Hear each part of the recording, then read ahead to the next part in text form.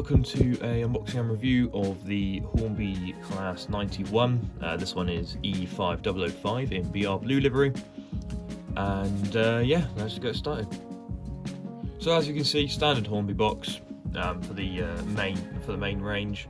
You've got your cardboard sleeve, and then this thing comes out.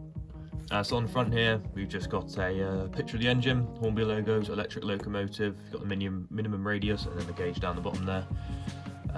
And on the top, we have a top-down view as well. On this side, just have a Hornby logo. On the back, we have a whole load of information, as well as the route availability, and then some diagrams down there as well. And then on this side, we've got DCC ready, and then R3569, just down the bottom here. Which tells you the code there. And then, as always, you just got to push it out. There you go. Then you've got your insert, which then has just a load of Hornby logos on it, essentially.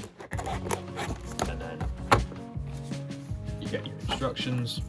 So this engine is DCC ready and can be fitted with an 8-pin DCC decoder. For those of you that would be DCC-ifying it. And then, as always, we've got another plastic sleeve, which is really hard to get off for some reason. And then just folds as normal, and that's a pretty horrific noise right there. Just take it out of the box and put it down there. There's also something sellotape at the bottom here. Looks like we have a load of head codes, which is pretty cool. And some further detail parts just there.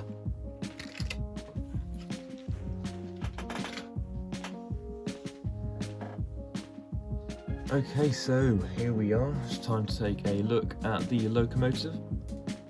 I was taking it out of the box, I realised it's actually quite a heavy locomotive, so that's always a good thing. It means it's got better traction essentially. Okay, so starting from the front, we have separately fitted handrails here, which are picked out in silver, and then the same on either side of the door there. We've got buffer details here, there's a little bit of piping there. Have we got sprung buffers? We do have sprung buffers, standard tension lock coupling there. And then on the front here, you can see there is moulded details for the head codes. And then up here, we just turn that slightly. You can see there is the head code destination board, which is where those things that came in the box would go.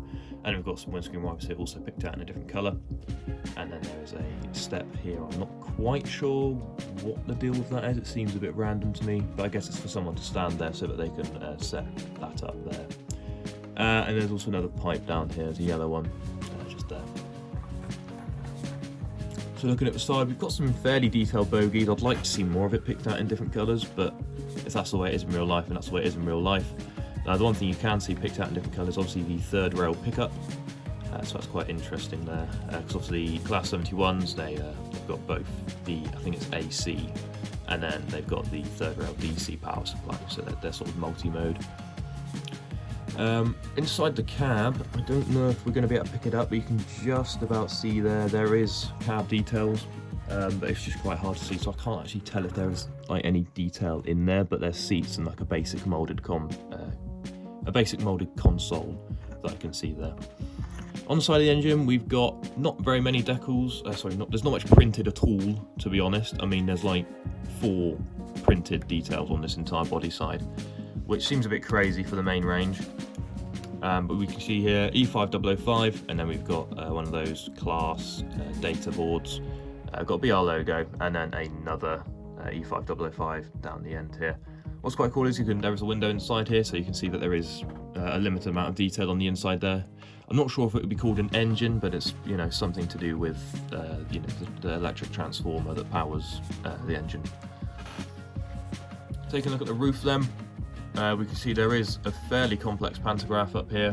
I'm not going to test it to see if it goes up or down because I don't really want to risk breaking it, but it's a very complex looking one, and it looks like it has actually got metal on there, so I don't know if it can conduct. I know there are some models that could actually draw power from overhead, but I don't know if that's a thing anymore.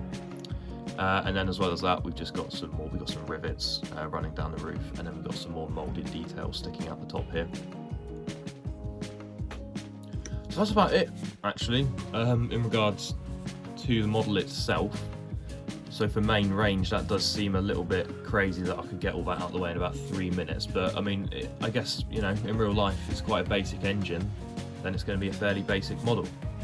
But it has got all the detail that you'd expect, and the bogies are decent, the bodywork's all decent, the paint's good, there's no paint bleed or anything, and then, you know, the few separately fitted parts that there are, they are fitted well, and then of course the pantograph also does look very good. So what we're going to do now is we're going to take it down to the layout and run it around for a bit, and then we'll wrap things up. And before we properly start the running session, you can see there that there is directional lighting on this. So that's always pretty cool to see.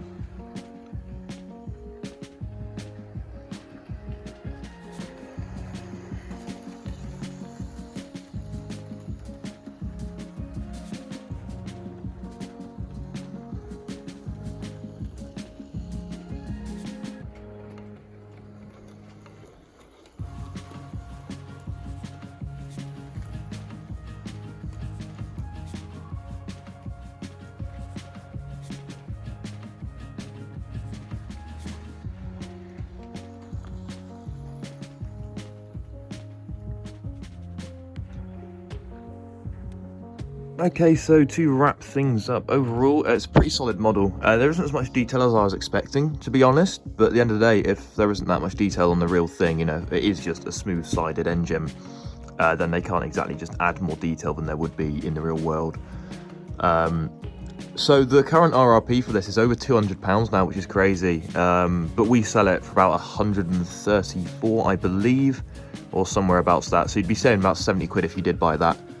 From us rather than like the Hornby website, and obviously the link will be down below as normal. So I hope you've enjoyed this video, and remember to like and subscribe to the Rowan Model Store channel, and I'll see you in the next video. Goodbye for now.